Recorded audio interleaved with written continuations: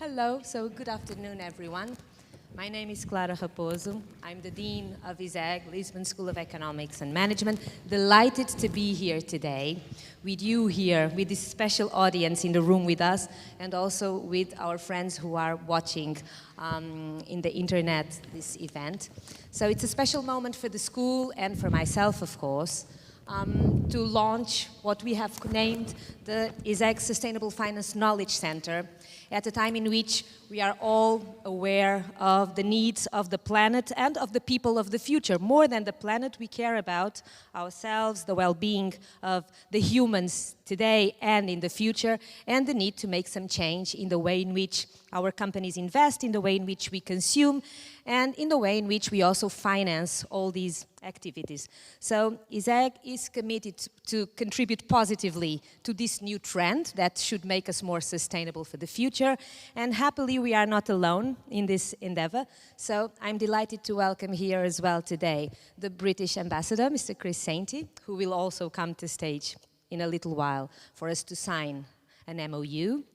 And that Euronext is also sponsoring this center, for which we are very grateful and happy to collaborate with you as well. It's important that capital markets are well aligned and develop the right incentives for companies to promote what we feel to be the needs of today for a sustainable future. Okay?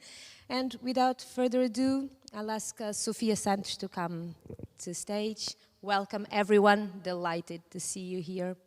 And Sofia is actually going to organize the rest. Thank you, Sofia. Okay, so good afternoon everyone. Thank you very much for being here.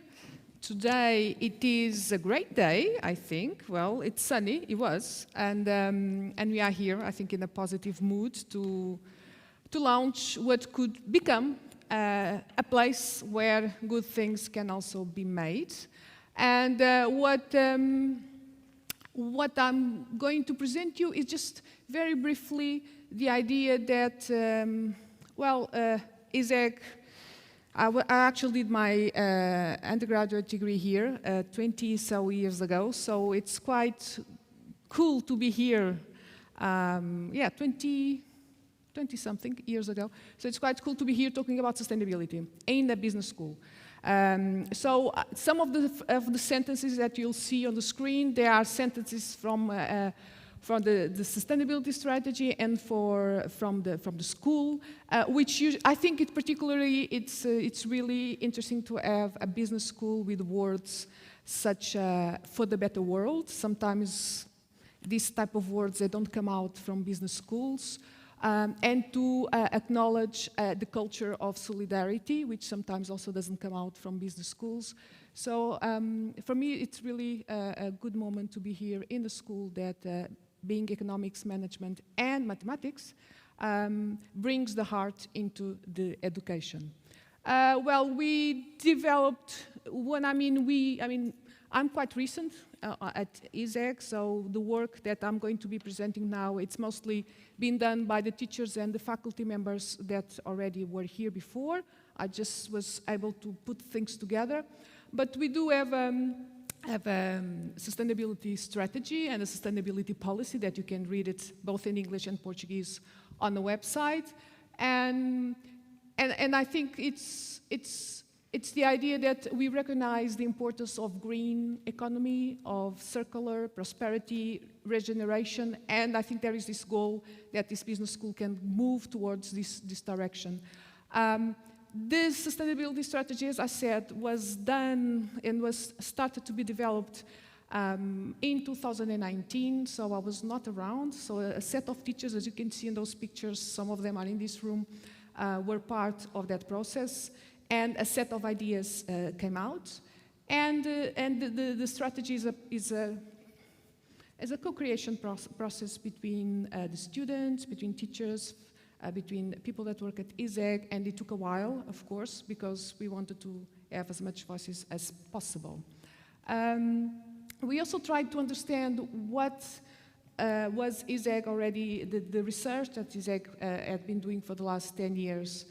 How could we associate it with the Sustainable Development Goals? in a way, but bearing in mind that we didn't have the Sustainable Development Goals 10 years ago, so we use a methodology developed by a university, and we try to, with a master's thesis, which I think also makes sense, to have students doing research on this topic, and this was a kind of a very practical in that way, because it provides us with information about a brief approach about what type of research ISEG had been doing in the past. And of course, you know, it's SDG 8 and 9, so, and 10, which is about prosperity, about innovation and inequality. 3 areas that make sense and that I think we recognize that ISEG has been doing research on over the last 10 years. I think it's also interesting if you look at the split between people. So the Sustainable Development Goals, we have 4 main, we have some main areas: people, prosperity, planet, peace and partnership. We can join peace and partnership, but then of course this is economics and business school, so therefore the number of papers more towards the prosperity has been greater than the other areas. So this is just an analysis. It was the best we could do with recognizing that there are quite a lot of gaps in this type of research. Well, that was important. We also engage with teachers through interviews about their expectations, through questionnaires, and there is a general consensus that the sustainability topic is important at ISEG. So I think we needed that consensus in order to be able to develop further activities and further research as well. And I think I particularly like this is actually these 3 these 3 goals were kind of several teachers put their hands on track changes. So I did like the final result, and especially I think the second one. One of the goals of this strategy is to improve business management by deconstructing the current subject-based models. So this is, I think it's quite, how should I say, upfront, let's put it this way, to have this recognition that business models and economic models, they need to be reshaped, and that we want to be part of that path. And therefore, there is a vision for 2030 in terms of sustainability for the school, and it's this idea that we should teach and include in what we teach the green aspects, the social, in a more coherent way, and also with the main goal to create this positive impact in society. Well, with this in mind, there is an action plan for implementing the sustainability strategy. There were these 5 key areas for development: education, research. We want to have a green campus as well, involve with the community, and then, of course, transparency, because we need to report all of this. And it's with this in mind that it comes the Sustainable Finance Knowledge Center. So as part of the development of this sustainability strategy. And this center can be wherever all of us want to be, I think, Clara. I think you agree with that. And because it's something, well, it's been launched today. There are not that many around the world, which means that we can do whatever we think makes sense to do with partners that we feel engaged with. And here, once again, the idea is to be able, to become internationally connected. I think we are already starting with the UK, so that part of the vision is already taking place.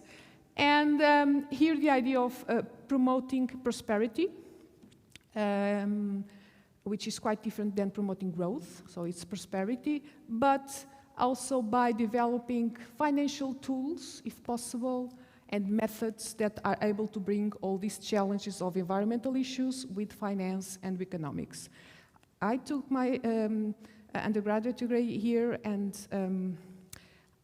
even today, 20-something years later, I still have difficulties, of course, in understanding a mill or a factory or the chemical sections or what is the environmental impact that companies and organizations have. But what the environment, the context is asking us is us as financiers or economics to actually be able to read that. because that's the challenge that is coming. It's that economics is able to read the stories from the environmental side. And that's a long way to go, and I think that's part of what we have to do as well. So very simply, that's what we aim to deliver at some stage. We have some aired the scope. So the scope, despite the name being Sustainable Finance Knowledge Center, the scope is broader because, of course, finance happens in a market, and in a market we have companies, we have large and we have small companies. So also the targets here are to develop useful tools to help the SMEs and so on to be able to deal with these issues, because sustainable finance is not just about banks, it's very much about supplying the information that the financial sector needs. So that's a big part of the idea. And also to bring together public and private actors. I think the schools are probably, university is probably the best place, the neutral place to bring people from the private side with people from the public side and try to collaborate together. We know that this has been difficult, but I think it's difficult to find a better place than the school to do that. So that's, I think, one of our main goals. It's to be able to join those two areas. And in terms of governance of this center, we are starting, so everything is very simple. Of course, I'll be coordinating the team. We will be looking and already having lots of students wanting to work with us. We have different professors in this room that are also already developing some research on the topic over the last years that can join and can create more activities. So we are open. And the idea is to have also an advisory and a stakeholder committee. So advisory made of people with specific knowledge on sustainable finance, and a stakeholder, it's the society. So companies, students, people that will want to give us some feedback. And finalizing, what are we going to be doing? Well, very general, of course. Studies, we always do studies, right, about this topic, but even in Portugal we don't have that many studies available, so that's something, of course, that a center should be doing. Including this topic as much as possible, and as much as it is possible throughout the different classes that teachers are providing. Teachers are already giving quite a lot of information on the topic. It needs to be expanded.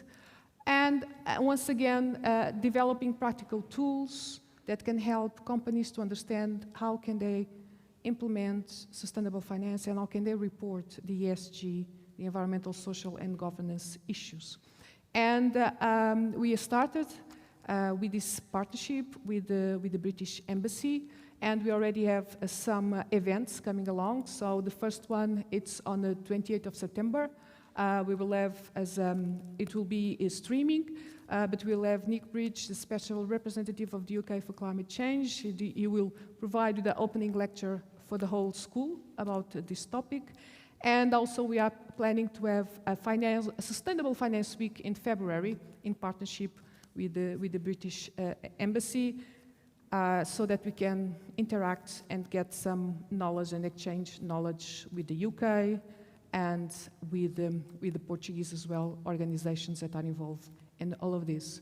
So my final slide, it's not the final, it's about the Sustainable Finance course. That we are now running the second edition. So we had the first edition last year, very well, we did it, about 30 people or so. This year we have the second edition, it's taking place now, about 45 people. And now we will open 2 editions for next year. So the spring edition, we have over there the dates, and then the rentrée edition in September, because the demand is really increasing, and we think this could become an international. It's already international. We already have people from other countries than Portugal doing the course, and we would like to expand this further on. And I'm sure that with the partnership with the UK, we'll be able to put it even more attractive than what it is today. And yes, this is the final slide, which is the sky. I would say that the sky is the limit. I really like James Bond, but then. So I would say that the sky is the limit, and I think the center can be whatever you also want the center to be. I know that some students are doing some work on this course that maybe we could also pick it up and try to develop a more pragmatic approach to that project, and maybe we could work together. So I think the idea is also to be open to ideas that people from companies, from investment funds, from students and so on would have with this. So this is the center, and this is what I had to say. And it was a pleasure being here talking about this subject of my heart, to be honest. So thank you very much, all of you. And without further ado, I would ask Clara Raposo, the Dean of ISEG, to come to the stage, and also the Ambassador of the UK to come to the stage, and to sign the MOU, right? Yes. Yes. So what will happen now is that we will sign the MOU, which is this memorandum of understanding between the ISEG and the British Embassy, and where we do basically we include this into a more systematic and more processual approach. So now it's a time for you to sign. And yes, you can take the masks eventually a bit if you feel comfortable with it. It's up to each of us. I'm coming this way. And yes, you sign every page and then the last one.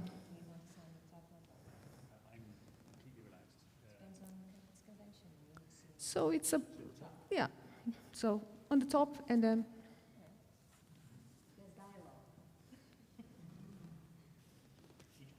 Yes.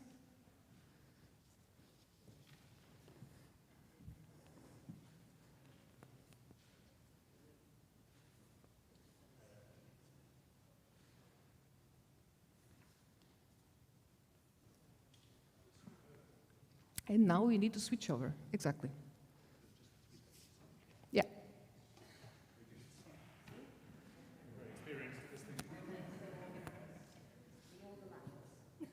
Yes, it is one of the oldest alliances.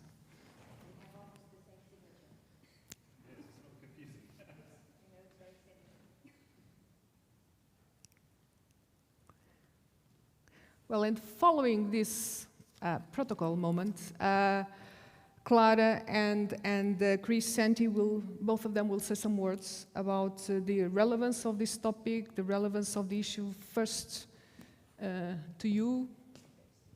Thank you. It will be working, don't worry.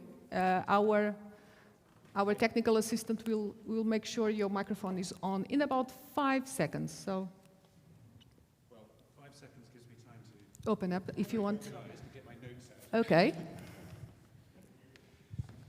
So I hope you can hear me. Not yet. Not yet. Okay. Can you hear me? Yes, Yes. that's much better. Excellent. Well, first of all, thank you very much. Thank you very much, Clara. No, Thank you it's very much, okay. Sophia. Sorry, it was my No, no. fault. And good afternoon, ladies and gentlemen. It's great to be here. Sophia, thank you for that fantastic and rather inspiring presentation. And it's wonderful to see this initiative already taking shape in the way that you described. So very, very, very great work. So for me, it's really a pleasure and an honor, actually, to be here this afternoon to sign this rather important memorandum of understanding between ISEG and the British Embassy here in Lisbon. Because I think it's fair to say that our two organizations share an interest and an ambition in the sense of establishing this sustainable finance center with the aim of leading the discussion and raising awareness of the importance of sustainable finance in Portugal and more widely around the world. I'm sure everybody in this room knows very well that in just under 50 days' time, the UK and Italy are going to be hosting the UN Climate Change Conference, COP26, in Glasgow. And it's very easy sometimes to sound melodramatic about climate change, but this really is a huge moment for our planet and for our planet's biodiversity. And this is going to be, one of the biggest and most important summits that has ever taken place, certainly in the UK, but I would suggest anywhere. World leaders are going to have the momentous task of agreeing a truly visionary action plan to tackle climate change. And at the conference, there are going to be 4 main themes. The first is to secure the path to net zero greenhouse gas emissions by the middle of the century, and indeed to meet the more ambitious Paris climate goal of limiting the rise in global temperatures to 1.5 degrees. The second theme is going to be about helping communities and natural habitats around the world to adapt to the negative impacts of climate change, many of which, as we all know, are already all too apparent. And the third is mobilizing the vast flows of global finance that are needed to support those first 2 goals. The fourth is simply this, that we all work together, the whole international community, in a way that we've never yet managed to achieve in the past, to deliver the changes that we need to secure the future for our children and our grandchildren. Now, a global transition to a net zero, resilient, environmentally sustainable global economy clearly requires some unprecedented changes to the global financial system. I think it's true that most economists used to consider that would be a completely impossible task. But I also think that one of the most exciting ways in which we've seen climate change thinking and climate change policy evolve over the last decade is precisely the realization that actually the transition to net zero, if we get it right, can create amazing opportunities for prosperity and investment, perhaps even growth. And a lot of that is already happening, of course. So, exploring the immense potential of sustainable finance to support that global transition to net zero, while also sustaining long-term prosperity, is, I think, or certainly one of the biggest challenges at the heart of tackling the climate emergency.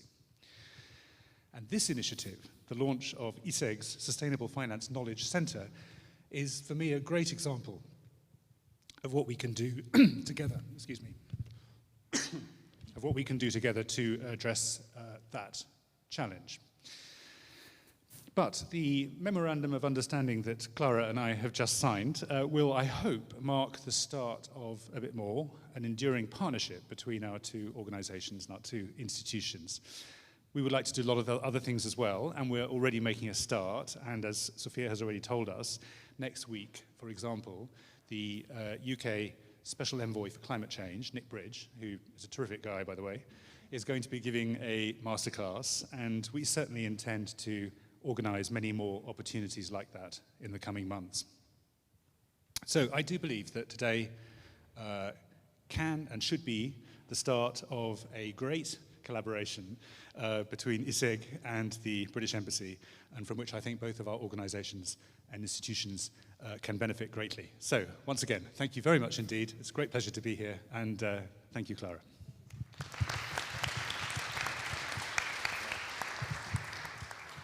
Thank you so much. Now, thank you, Chris, for your words and for the MOU we just signed. And you have made my life very easy because you've already said everything that's relevant. And Sophia made her presentation, so we know how to organize these events so that when my time comes, there's really not much to add. Except for, I mean, you have stressed all the relevant things we should be concerned about regarding our present and the future. And the fact that the university does have a role to make sure that we are studying and teaching and developing the right theories, the right models, the right techniques, and the right financial instruments as well, so that that prosperity that people talk about is something that we really understand and are able to materialize at some point. So there's a lot to learn still, and we need to know about science, we need to know about technology, and we need to have the right objectives. So that's what's mostly relevant for us here. Of course, we are a school in Portugal, and we have the sponsorship of Euronext Lisbon and of the Euronext Group, etc. So we are in the European Union, but of course that's not enough if we really care about the future and the problems that our planet might be facing, etc. So we need really to bring together as many people and as many parts of the world as possible so that it works in the end. So individual efforts are going to be useless unless we are really able to mobilize as many people, as many economies, as many nations as possible. So bringing the Great Britain and joining us in this project and collaborating closely is actually something that's very important for us, also because Britain is a country that has been actively contributing and at the forefront of the development in sustainable finance. So it's something that we must follow closely and hopefully contribute to as well. So delighted to be here, very happy with this memorandum and with all the many things that I think we can develop together with the studies that the whole team here is ready to conduct, and also with new programs that we can develop for different levels, for different people, and generate not only awareness but also knowledge in a topic that very much needs new contributions. So this is essentially what I had to say. Thank you so much. Thank you.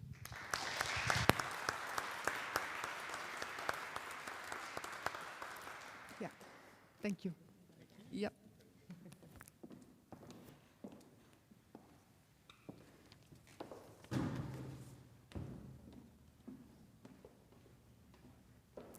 So now I will call to the stage. I always like to do this. It gives me a feeling of, imagine if I was, a rock band. Can you imagine? That would be so cool to have all of those thousands of people shouting, which is not the case because you are really quiet. But I'm trying to do the best I can. So now I will call to the stage Catarina Alves. Why Catarina Alves? Because she was part of a team that did a research for the UK embassy about sustainable finance market in UK and Portugal. And therefore, this study was already presented. When was this presented? March, exactly. It was in March this year. It's available on the web. It's going to be distributed as well on COP.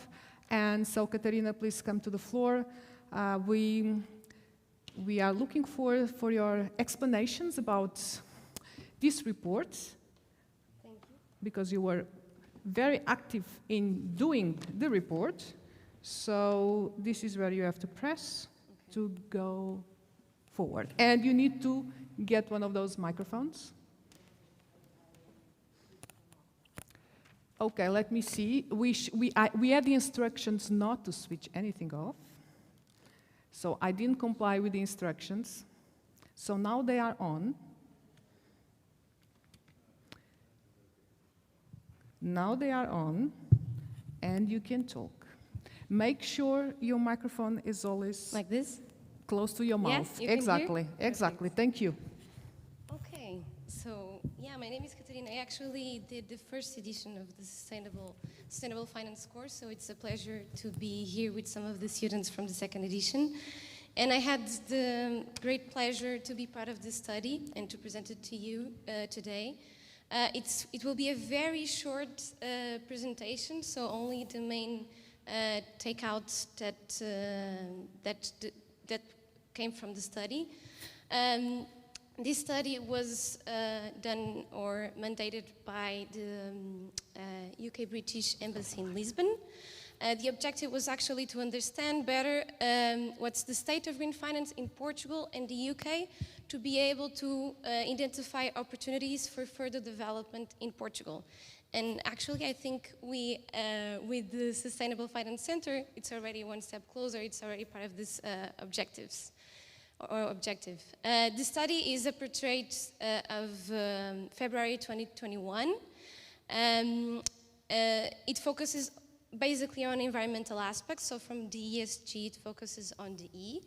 And it gives a special focus to Portugal because it tries to go deeper and to consult all the major financial institutions in Portugal. So for the UK, we have a brief overview because the markets, it's also way bigger.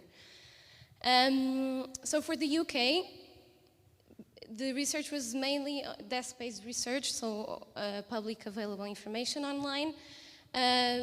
It's like we've said here, the UK is the global, or one of the global leaders, or the global leader in green finance in the world. The context of this study is also, as the UK will be hosting together with Italy the COP26, and one of the main flags that will be raised will be sustainable finance.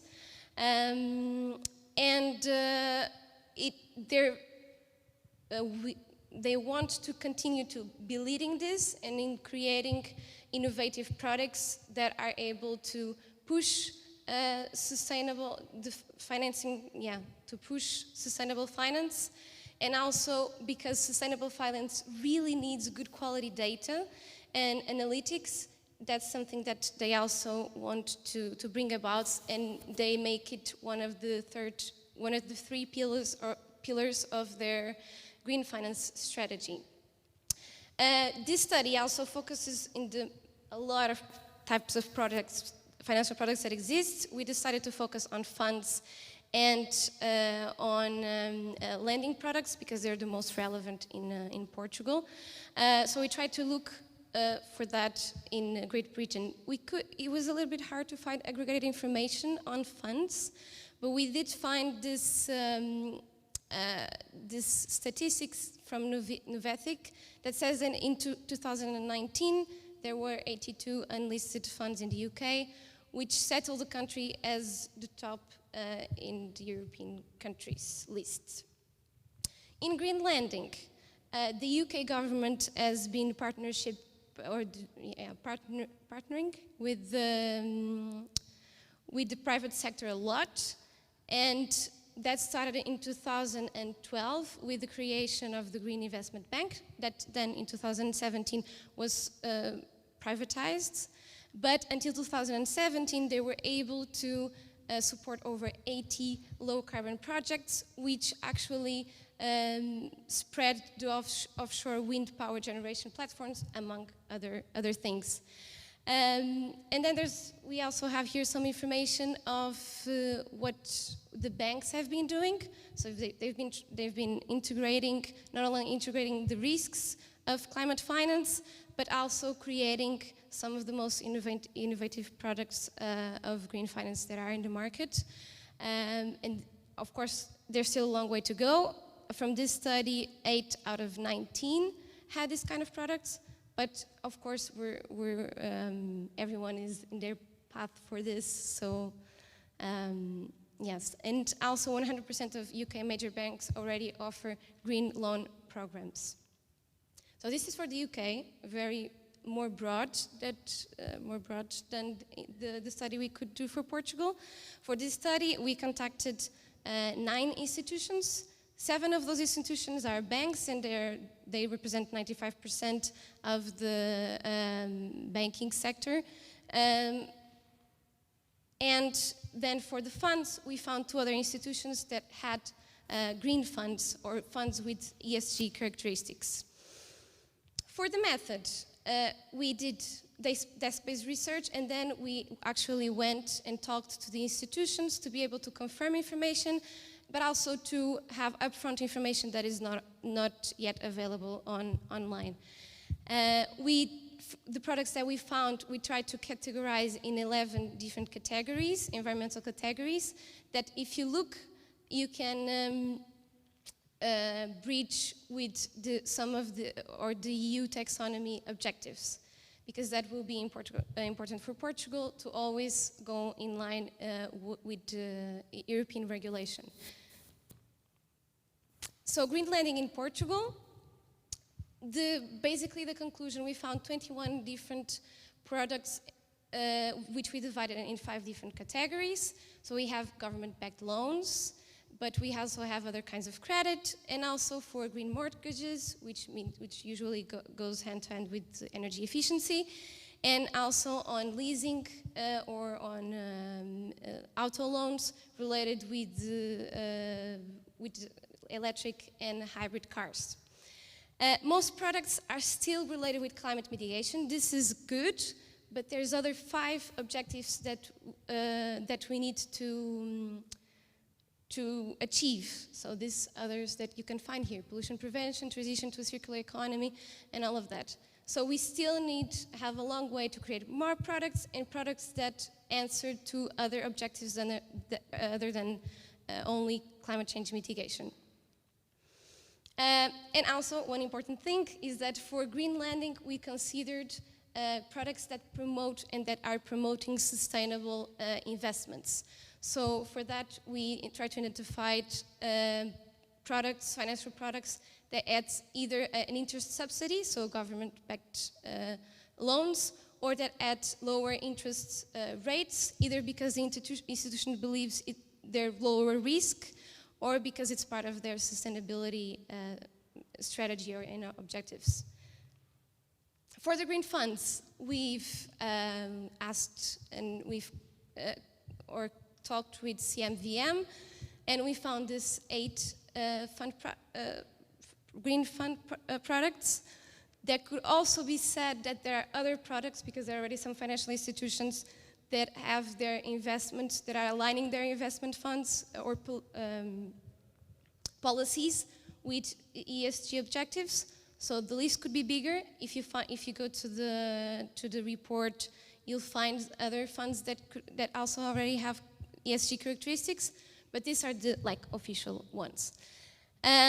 Again, very much related with the climate change mitigation objective. So we really need other types of projects that try to support new technologies, maybe technologies that are more new, and maybe our fund market is a little bit more conservative, and so it's just supporting what is already quite good established, like renewables and things related with energy efficiency. But we need to fund other kind of objectives and new technologies that help us support other environmental objectives.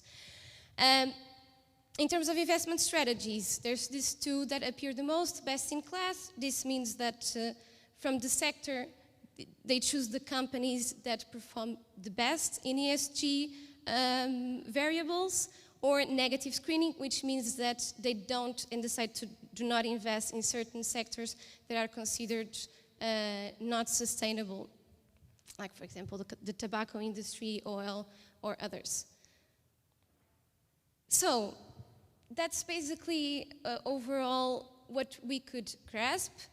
Already since February, there's a lot of institutions that have done more things, and we've seen them creating more green products, and also to make new commitments to sustainability, and this is really cool.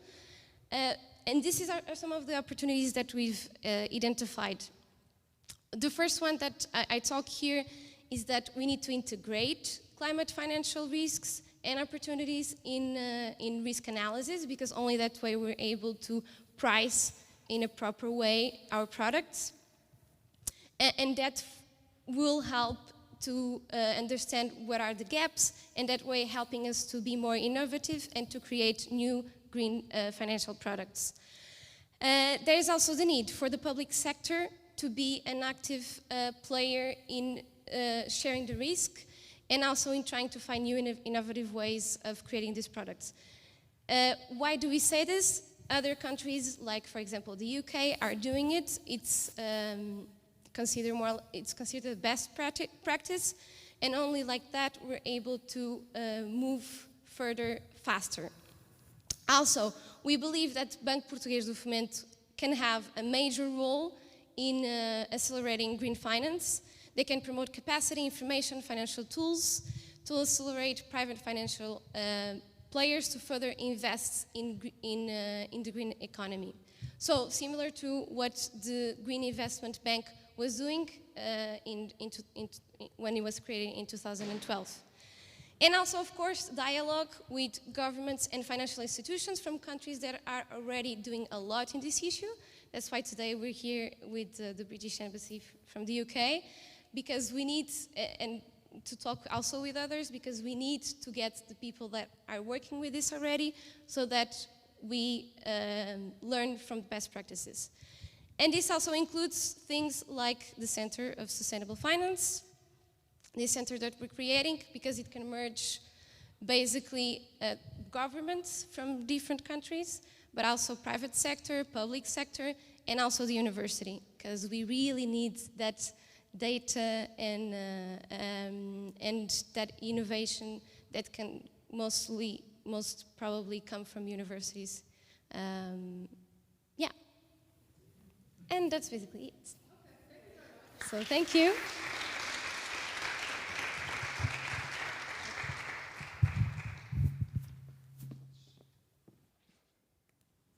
So I have 2 microphones now. So I need to make sure that I don't do anything wrong.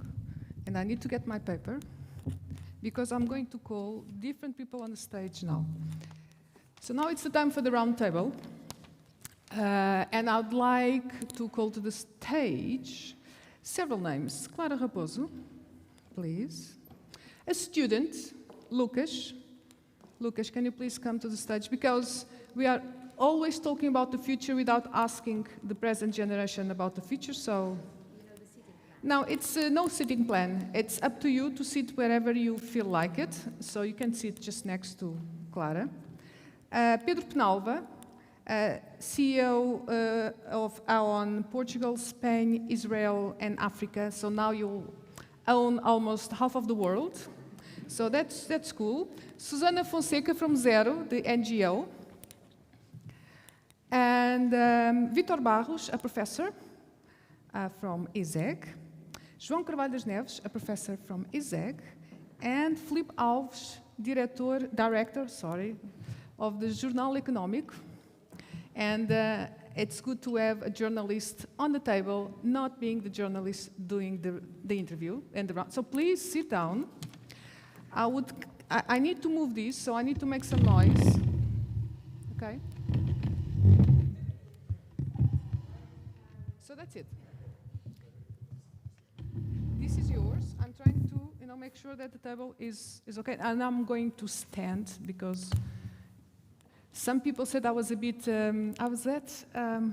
not hyperactive, but irrequieta. I don't know the name, how to say irrequieta in English, so I need to stand. So we do have a large round table for like 50 minutes. So I'm going to start with the academics, okay? So 3, okay? And I'm going to ask you, I'm going to be a bit provocative, so please don't take this personally, okay? Just provocative. And so for the academics here from finance, conservative finance, can I put it this way, or maybe not? No, okay, that's good. Do you think sustainable finance will be part of the book of the main class books that we will have, and if that will happen in 5 years or in 50 years? I'm being provocative. So maybe I can start with João Carvalho das Neves. Is that okay? Yes, we need to. There is some disinfecting because we need to share microphones. Okay, that's perfect. So there's one there. Maybe you can hold this, okay? It is a dangerous nowadays. So go ahead. Yeah, I have no doubt that we need a chapter.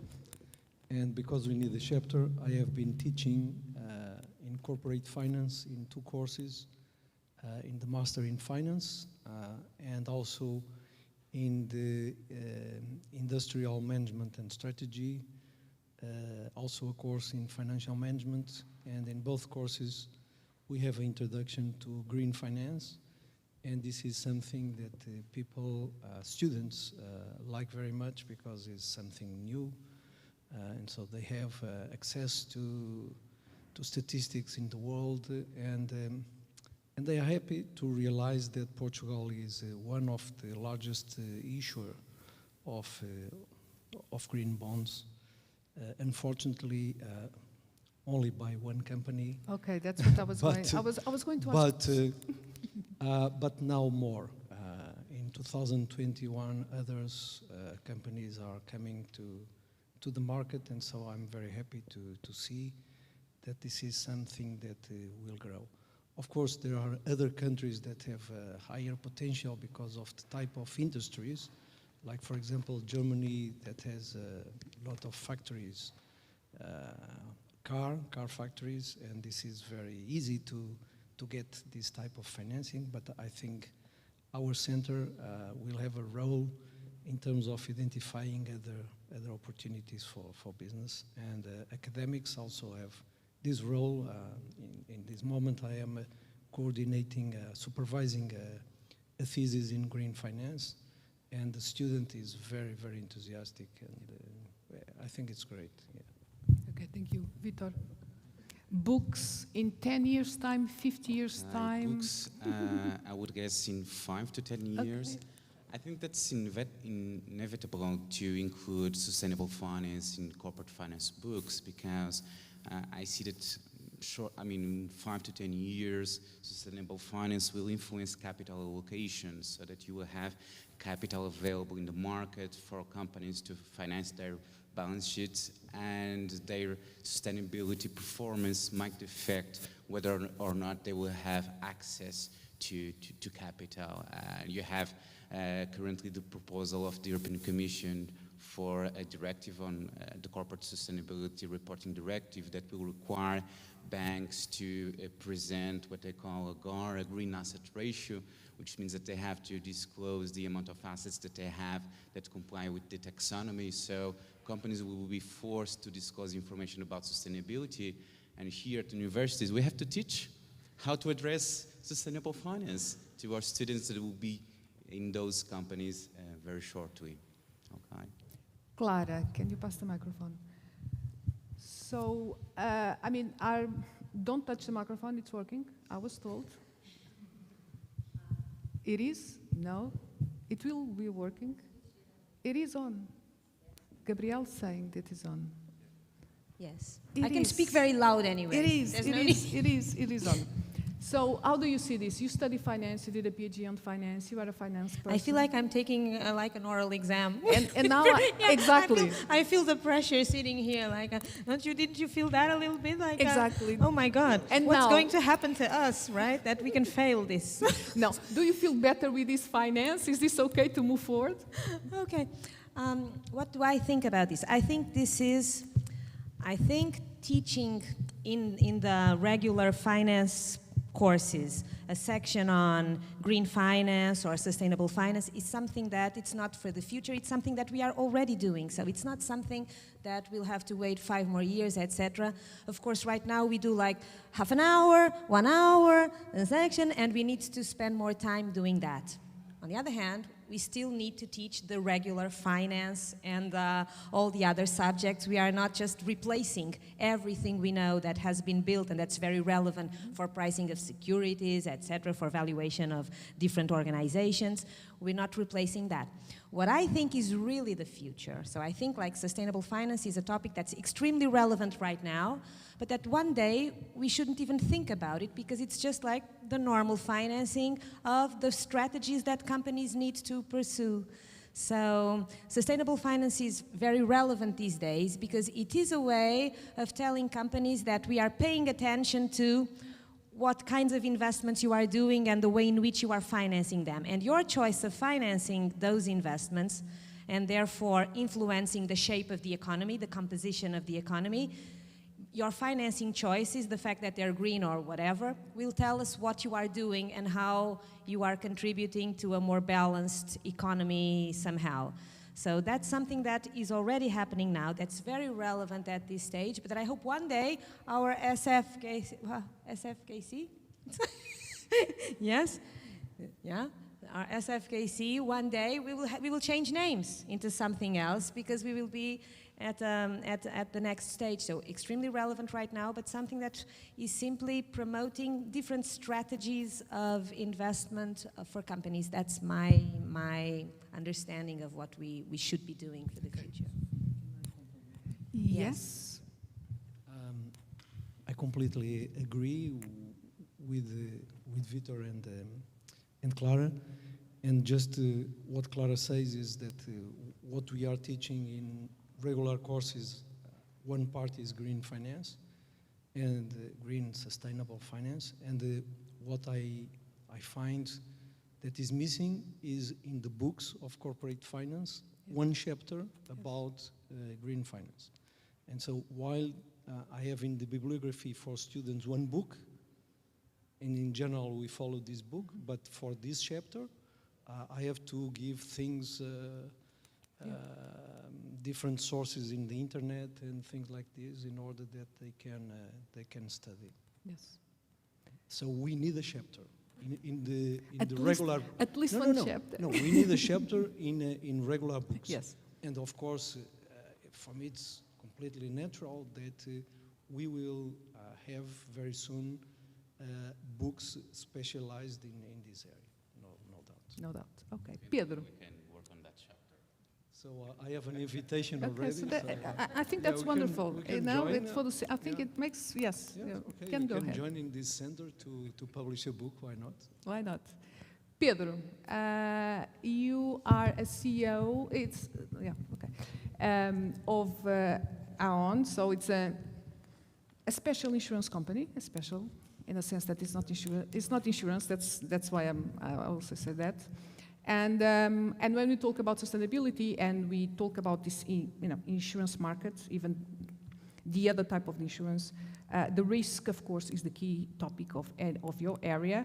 And you are in charge now of different regions. So Portugal, Europe, let's say it, and Africa, Israel, and all of that. So how, first of all, overall, how is the company and since when and how do you see these environmental risks? When we go to your website, we understand that this is a concern, helping your clients to identify the risks and to minimize them. So my question is, can you explain a little bit more what you do in terms of this environmental risk?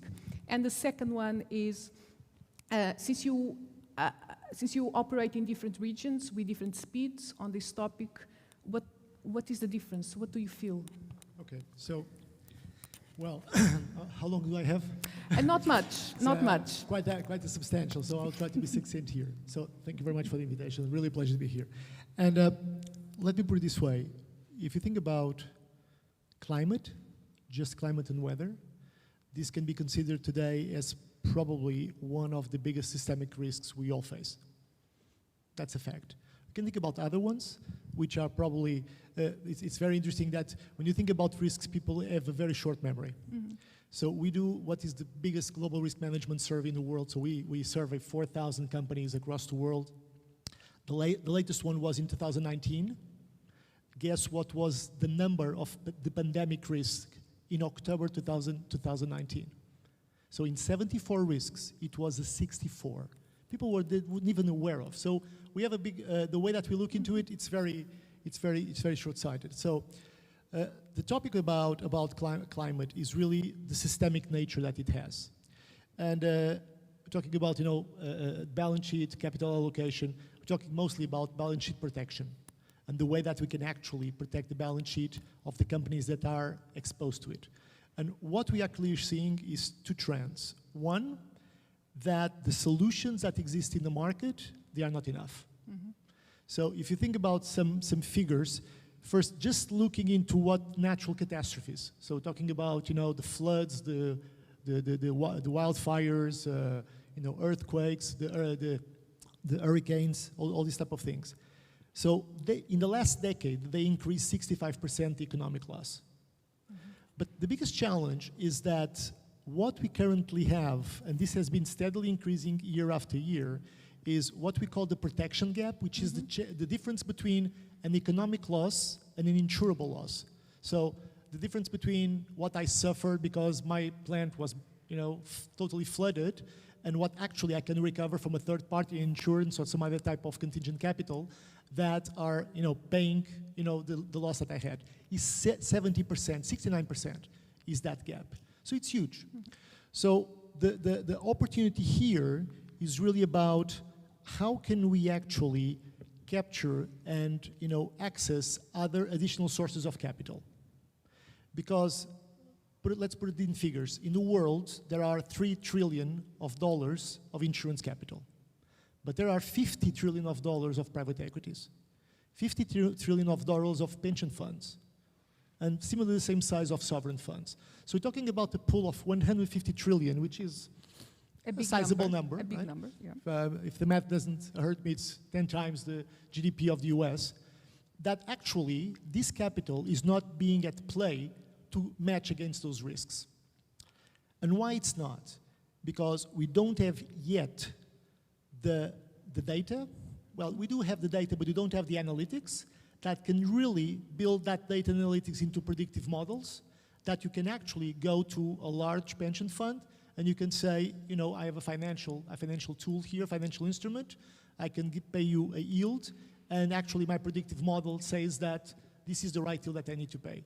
So this is the gap that exists.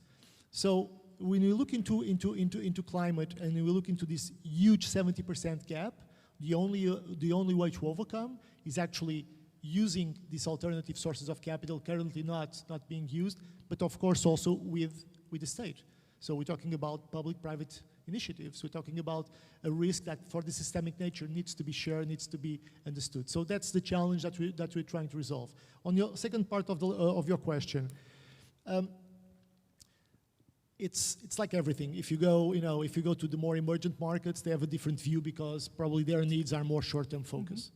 You know, it's very difficult that you go to Africa and say, you know what, it's difficult for you to use air conditioning. We are using it, by the way, but it's difficult for you because if you start to use air conditioning, we start to have a huge carbon footprint, and it's very difficult. So this is a conversation that it's complicated to have.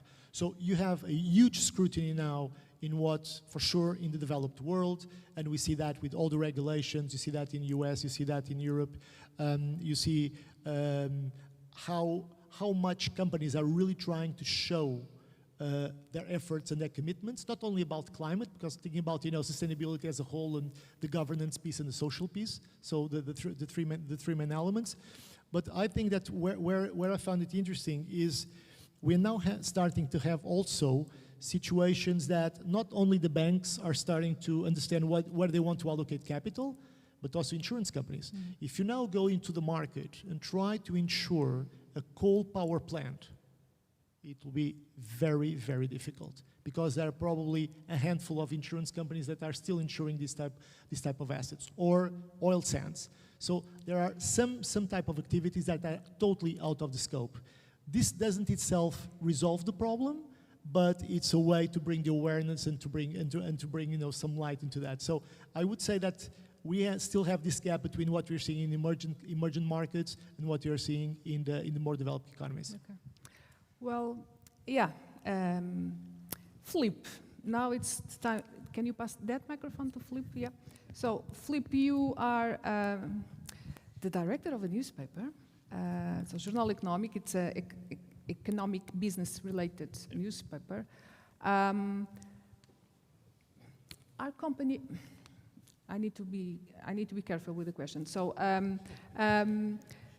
do you think your readers are more interested in the topic?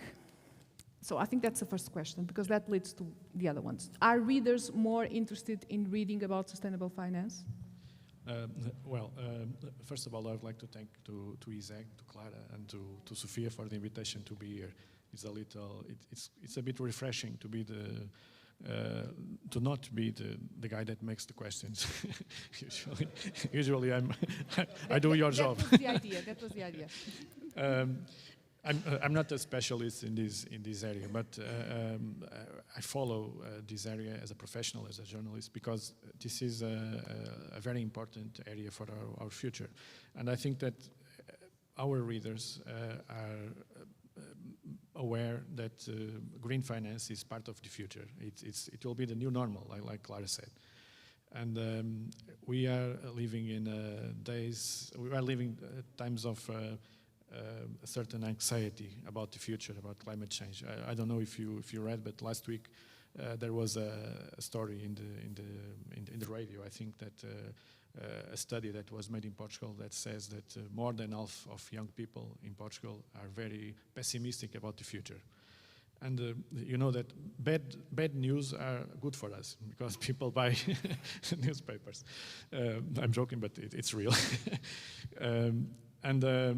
So lots of people are now more and more aware about the necessity of finding new ways to fight climate change and these effects. And we are an economic newspaper, a financial newspaper, and I think this is a trend that is being felt by most financial newspapers all over the world.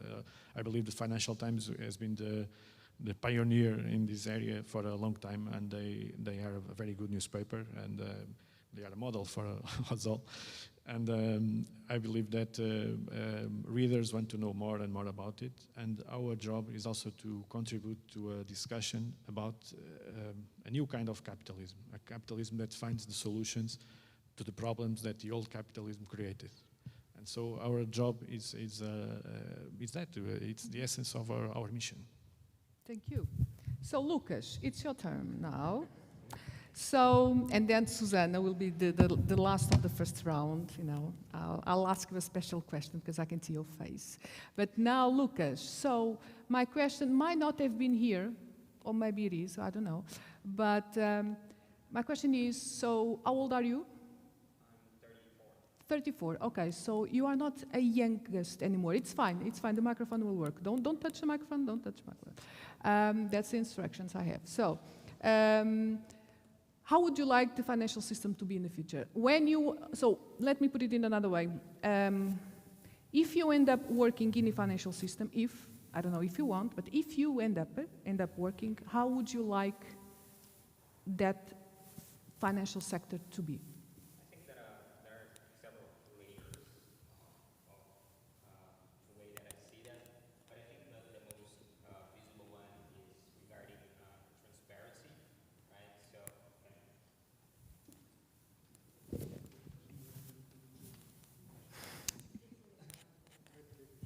Okay, don't touch now. okay. Okay, so yes. Yeah, awesome. So I think the first one is regarding transparency, right? So to know exactly where we are transitioning the portfolio to, or how we are considering to make this transitioning, and to be open to to give credit or to access credit in a way that we are accountable for every action and every project that we are going to fund, right? So I think that the transparency part of it is quite important. Mm-hmm.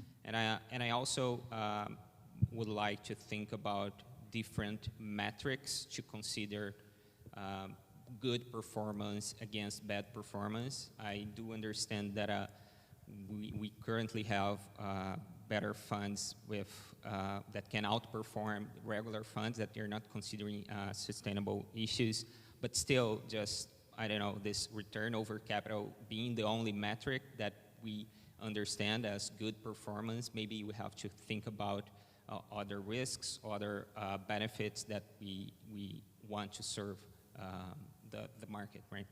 So you are a student of the Master in Management? Yeah, that's right. That's right.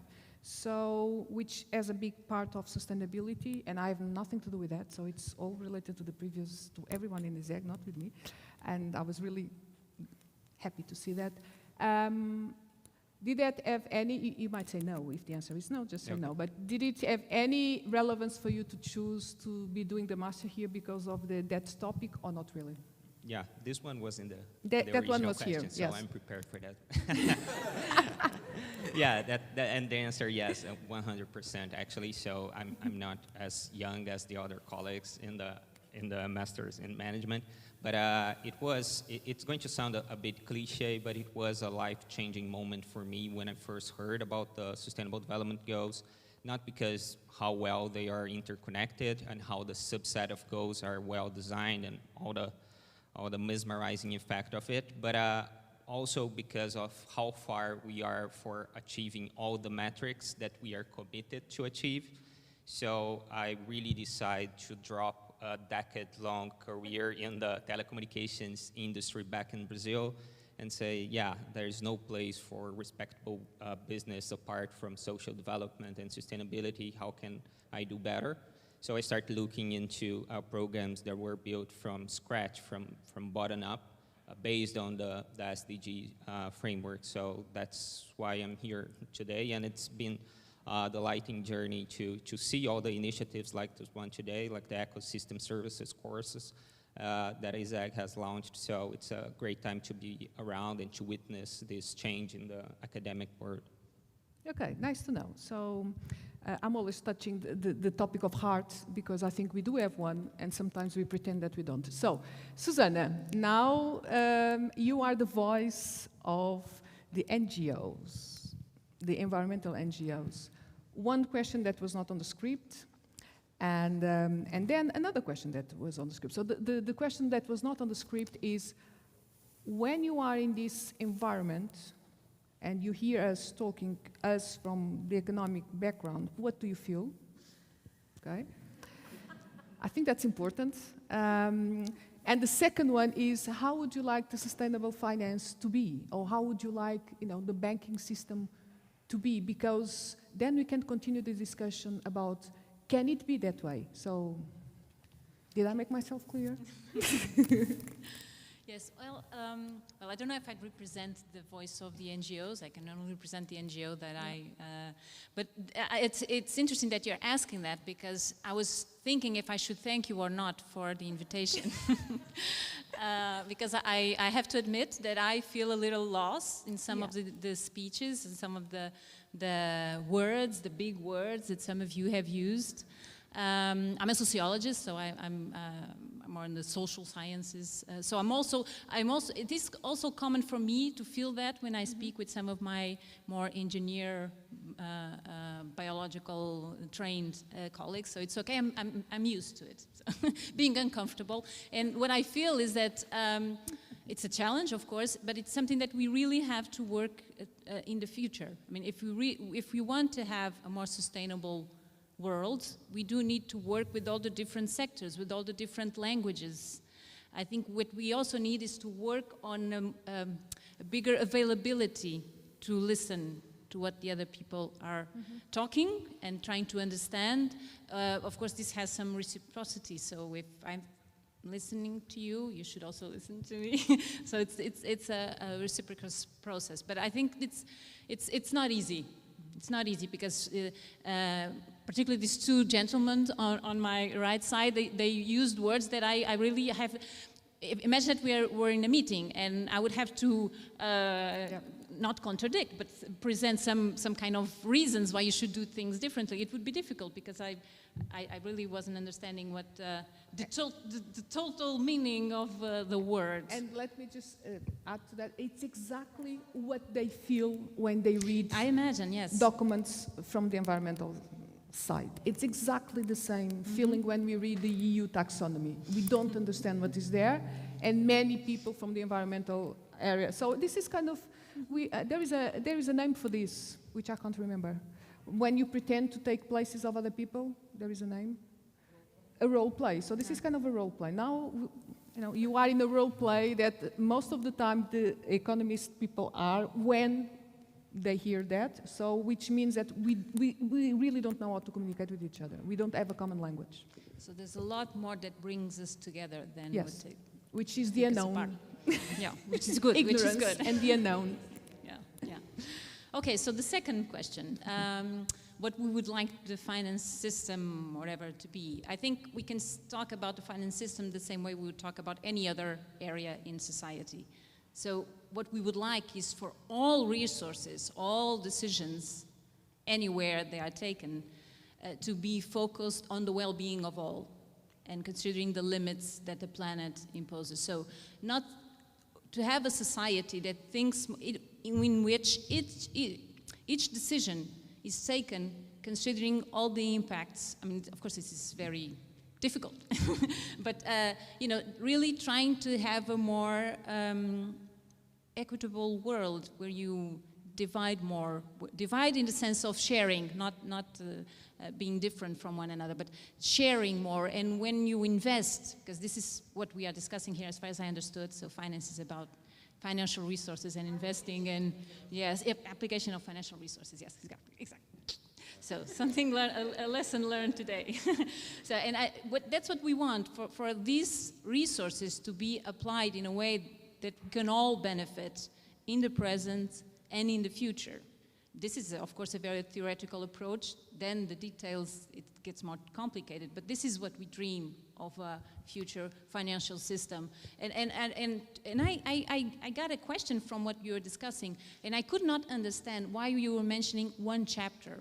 Mm-hmm. Is it relevant to have a finance system that it's not ruled by the sustainable principle? Mm-hmm. It's like this microphone. I feel like this is a microphone to rule them all, right? Because I'm the only one. No one took this one. No one wanted to share my microphone. This means that this must be the one to rule them all. And that's how I see sustainable finance. So in a finance book, I don't see why it should be a chapter. Maybe you can help me understand that's a good starting point. And so before I ask the academics, I'll ask the practitioner. First, is that microphone working? Yes. So, no. Yeah. So that one's. So for the practitioner, before I go to the academia, what would be your response to Susanna's question about is it a chapter enough, or the whole book should be on the general approach that is underlying this narrative? Actually, I think Susanna raises a very good point. Mm-hmm. Because that's the guy from the risk. No, very good point. Deals with millions. He's the one saying very that. Very simple way, and again, being practical, right? So, people are in the business to make a sound profit. The way that we start to think about is that it's not the only purpose of a business. There will be other impacts that the business needs to have. There are other stakeholders. And actually, when you think about the impact that will have in the environment, and if we think about the challenge that we are facing, I think that most of the decisions need to take that in place. And actually, let me give you just an example just to kind of illustrate that. If you are,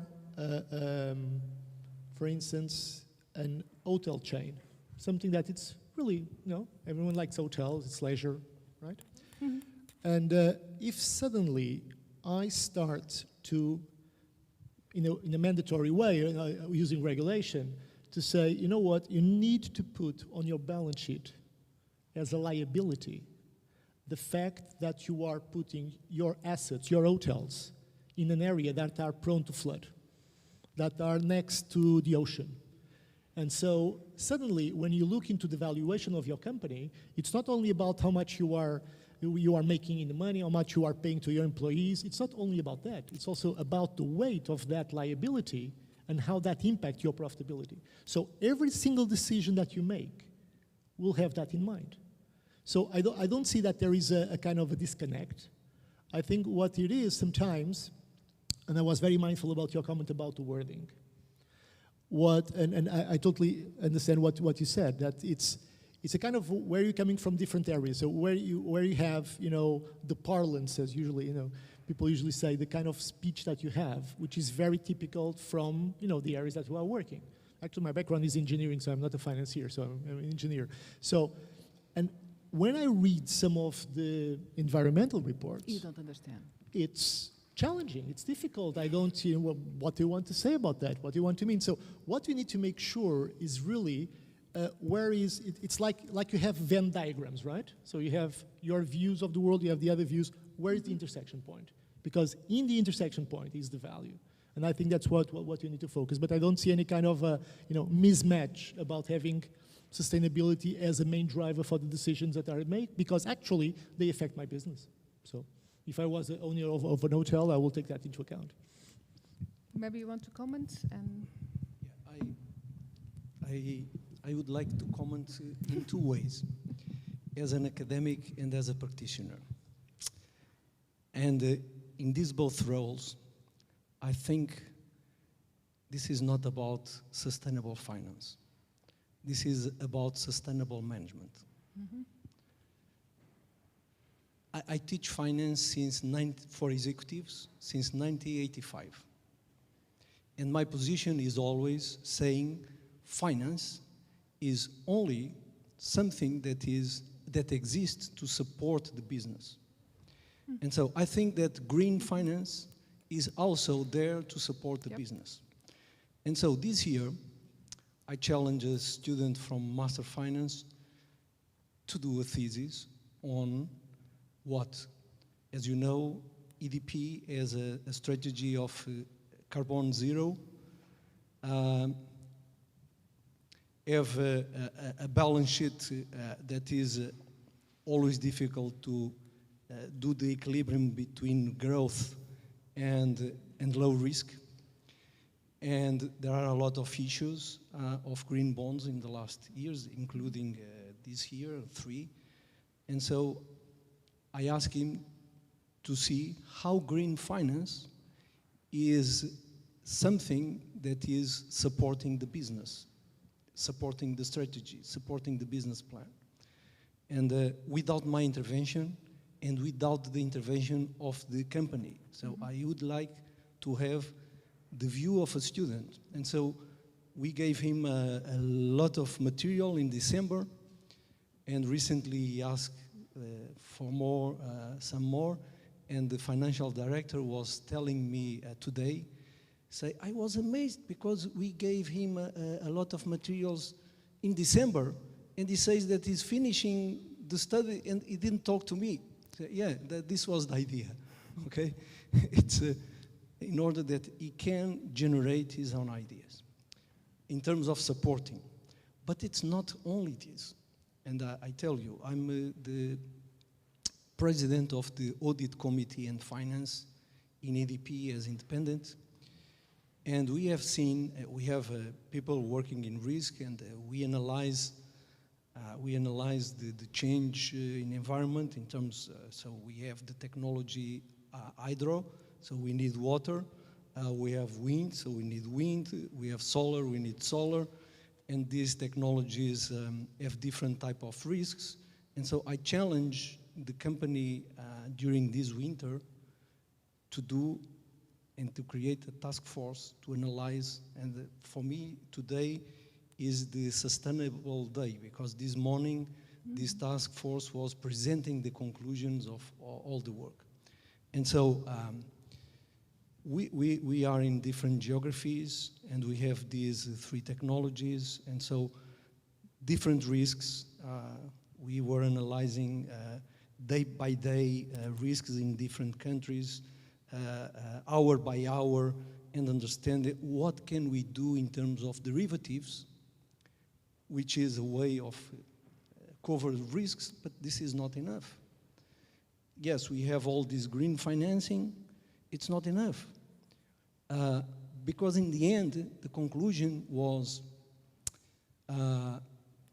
we need to understand better the technologies, and in some areas, in some geographies, maybe there is a need for different technologies in order that if we have excess of cold, we are able to continue operations.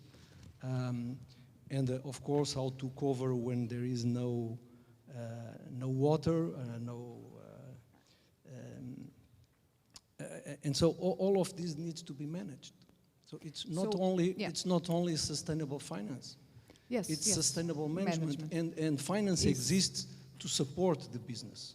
And so what we need, I wouldn't say that is a book on sustainable finance, is a book on sustainable management, where sustainable finance is the support for the development of companies to achieve the goals, SDGs. Yeah, it makes sense. And nowadays, because there is quite a lot of attention on sustainability issues, ratings, and all of that, I think nowadays companies, they feel the need to report some kind of information on that. So what I'm trying to move is to, again, flip and ask about something that I think it's a really big emerging problem, which is the greenwashing in terms of what do you really do, what do you really finance, how social is your bond, and how green is your bond, despite of all, you know,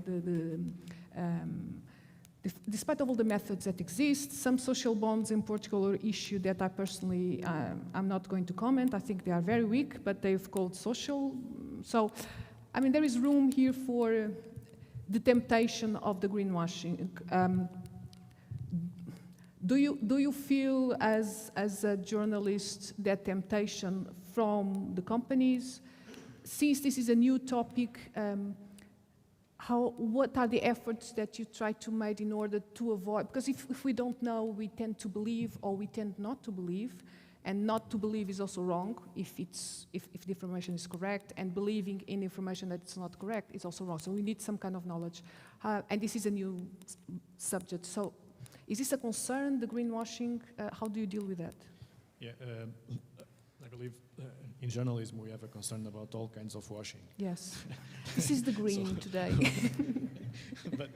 but also in this area, there is a lot of entities, companies that try to marketing their products like green, and everyone knows stories about startups that say that they are very friends of the environment, and I know that many people think that journalists have the power to investigate everything, but we are not the public attorney or not the judiciary, the police. So we have to make investigations according to the law and trying to have access to the information that is available. And not every time we have access to the whole information. So that's the first problem. And I say this, it is, in Portugal, it's very hard to have access to public information from the state. And the state itself doesn't give access to the information that should be available to every citizen, journalists and not journalists. So we have a culture that is not very good to scrutiny and to transparency. And this also applies to companies regarding green bonds, green products, everything. So I think it's a real concern. Fact-checking is what we do. I know that there are websites and projects that call themselves fact-checking, but fact-checking is journalism since the beginning. I can't conceive journalism without fact-checking. And but in order to do the fact-checking, we have to have access to the information. Many times we don't have. And also, there is another difficulties. There are other difficulties. The training of the journalists, because our market is not. We, as you know, for several decades from now, we are facing a terrible crisis. And I'm saying crisis in the meaning of the ancient Greek word, the crisis as a transformation. But it's hard anyway, and we are having lots of difficulties to train good people, to keep them in journalism, because good people, after some years, many decide to go earn money and have real jobs. I'm joking. So to be in journalism, it's really a passion, and it's not easy to learn a lot. Yeah, it's more or less. And it's not easy to retain the good and skilled journalists. And for you to have an idea, we are a small newspaper, as you know. We have 40 people working with us, 30 are journalists. And we have a special, sorry, sometimes my English is slower than my ideas. We have, each one of us has areas, fields of specialization. So we have 3 people in our team that work in this area. They cover everything in the environment, green energy, etc. Only one of them is currently working in green finance. But this it's an area that it demands an extensive knowledge about the subject. It's not easy. People must have knowledge of finance and also of environmental issues. Right. And so I think this is a problem of the whole sector of media in Portugal and everywhere. People need better training on these areas.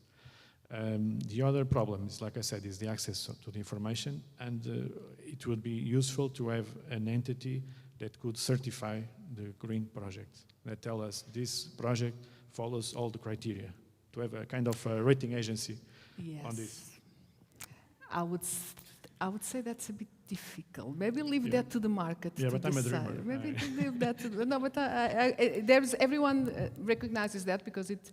But in terms of the operation, putting into place, maybe it's up to the market to organize itself and deliver that solutions. Then I don't know. I'm just. Yeah, but maybe the financial sector could help on that, Yes.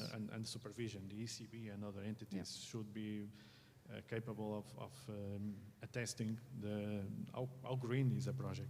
In our newspaper, we usually say that in Portugal there is only one brand that we know for sure that is 100% green.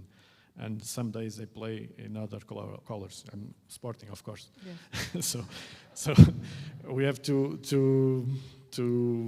be very skeptic, and it's not easy. I'm joking, but this is serious.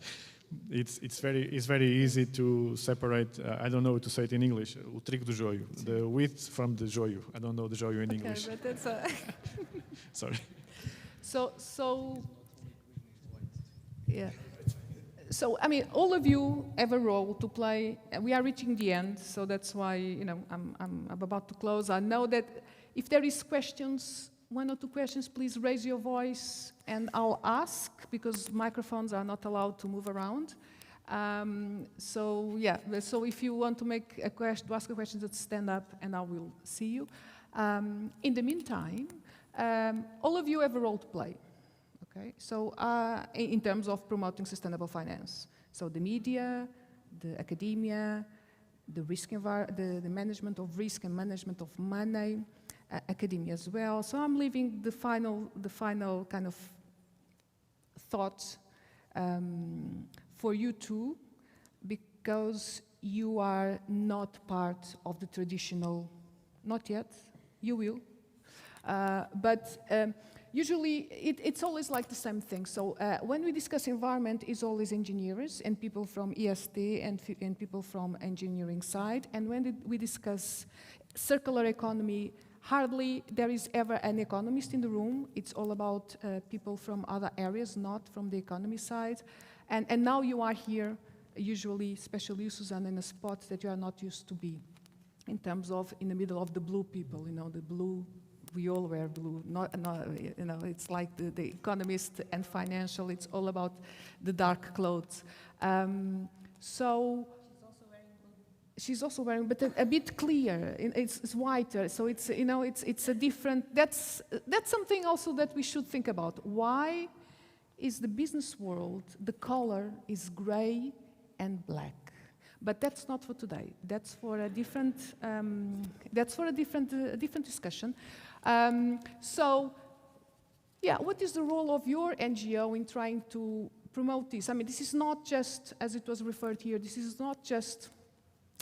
Your description about how would you like the banking systems to be, it's very utopic, and I could say it's not realistically able to be implemented, because it's like, well, it's not realistic. I'm provoking you. No, I'm not. Yeah. So, how can you help? So, what is the role of an NGO to make things move faster in a constructive way?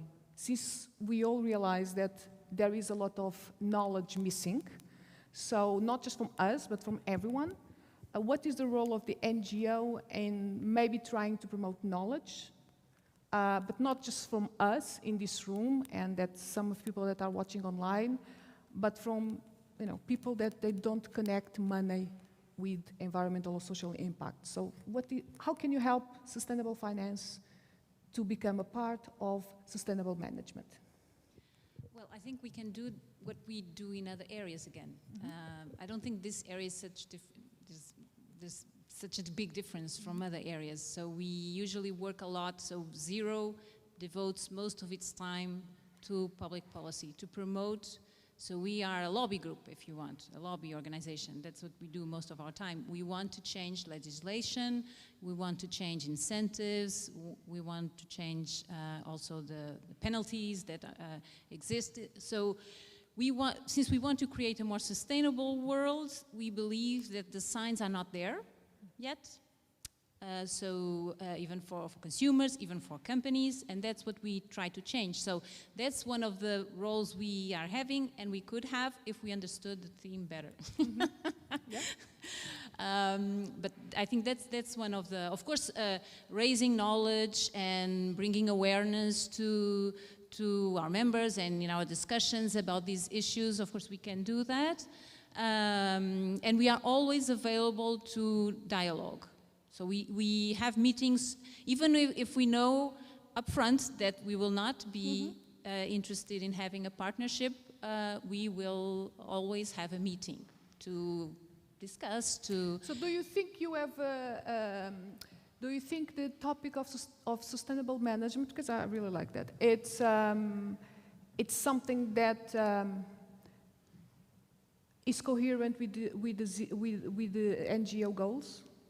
So to promote the sustainable management? What I'm trying to say is, you have an ambition, a vision in terms of what you like the country to be, and my question is, do you think in order to get there you need sustainable management and sustainable finance can help to reach it? Yes, of course. We won't get there without it. All right, okay. What we think is that, so we are not big fans of the market. Mm-hmm. But Let we the are. market work. I know, but I'm not. I'm used to be in rooms You also are where not? no one agrees with me, so that's okay. So Clara is not. Okay. So We are not the kind of organization that says leave it to the market, as you were just saying. Leave it to the market to regulate and to... Yes.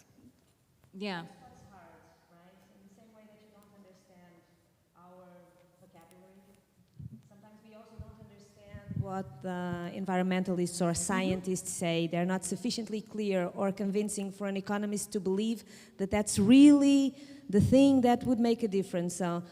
So it's this dialogue between scientists from those areas and policymakers and economists that we need to establish properly. Otherwise, it's impossible to fully regulate something in which we don't understand. So I think that's mostly what the problem is. Not that, economists accept that the market should work. I love that, I'm in favor of capitalism. I think it's a good system, but it has to be regulated, of course. It's just that where is the right, what's the right way of doing it? Can we just live with renewables? Do we still need some fossil fuels? How can we do this? How can we do that? And we need to be sure. And I think that's what's lacking in many ways, if I may interrupt. Yeah, but I think it's relevant because we will never be sure. I mean, one of the things that I've learned for many years now is that there's no black and white. Yes. Even in this, even in ratings, even in, even when you do an ecological footprint of a product. I mean, I can deconstruct the ecological footprint and choose the other product if I go into detail. So it's not black and white. That's why our main word is less. So it's not, we do need to create, we need to understand, for us it's very important that we need to understand one thing. We will not exist if we do not take care of our home, and our home is the earth. I know this seems poetic, but it's the truth. Because if without resources, there is no economy and there is no society. So if we destroy this generosity of the planet, and that's what we are doing, we are not endangering the planet, we are endangering ourselves, our existence, because the planet will exist for many years until the sun will explode. And then the planet will explode with it, but many, many, many years into the future. It's our, if you want, you can even be selfish and be an environmentalist if you want. To protect yourself, to protect your family, to protect the ones you love. And that's what we are at now, but that's not what we see in the decisions. That's why we believe in regulation a lot. We, a lot, but also it's not just regulation in the sense of legislation, because we have a lot of legislation, but it's not implemented. So it's this, we have it on paper, but we don't have it in practice. But we want the right incentives, because even for companies, we see it, for example, over and over again in Portugal to happen. There's a legislation at European level that is approved. And then it comes to the national level, and some companies prepare themselves. And they are ready when the transposition occurs. But then many others did not prepare. And so we wait. Yes. And while we wait, the other companies that made the investment, they don't have the advantage they should because they prepare. And so we know several examples, particularly in the waste sector in different sectors, that have they are in very difficult financial conditions because of this lack of enforcement of the legislation. So we allow companies to do not to integrate these principles already, to operate on the same level of companies that actually have invested. And this is the kind of thing that we are constantly also exposing, but we really do not have a government, and I don't mean just about this government. In general, we do not have a state society or state institution that looks at this. So it's always the one that says, oh, but I'm not prepared yet, that it's heard more often than the one that says, I prepared myself, I'm here, and this is unfair.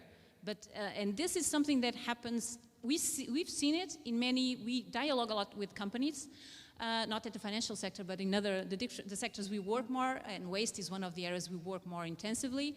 And we've seen this happening over and over and over again. We have one of the best for example, electronic waste. We have one of the best companies in Europe, in Portugal, near bankruptcy because of this.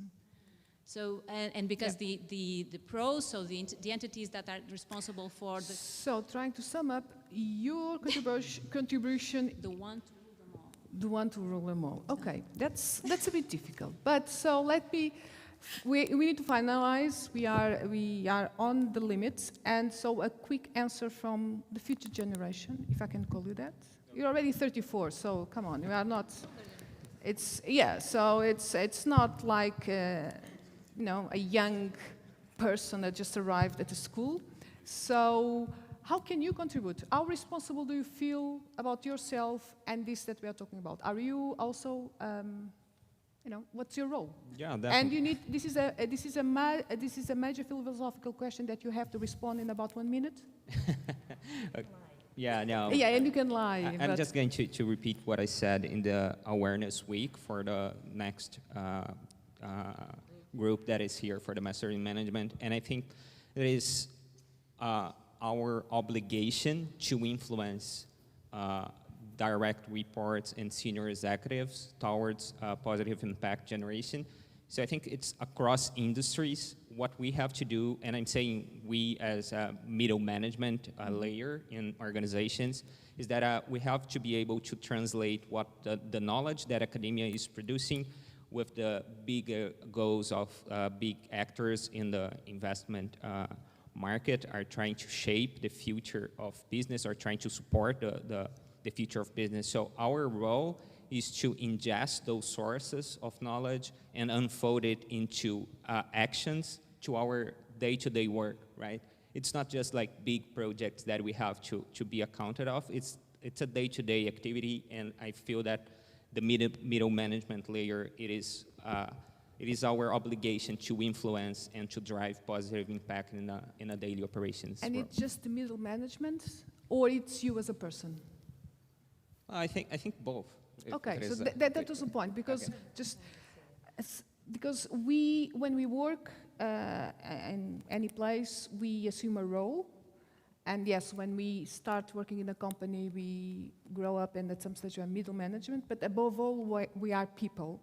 And sometimes you behave differently when you are in your organization than if you are at home.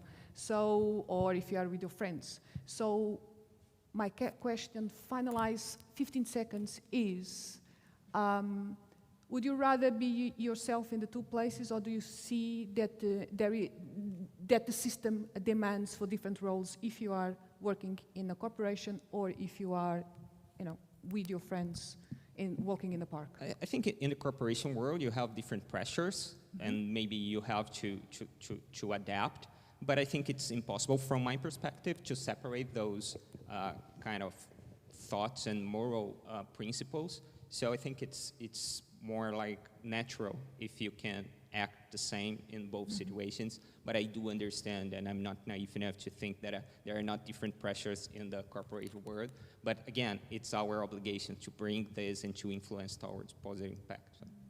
Well, thank you very much. I think we can finish.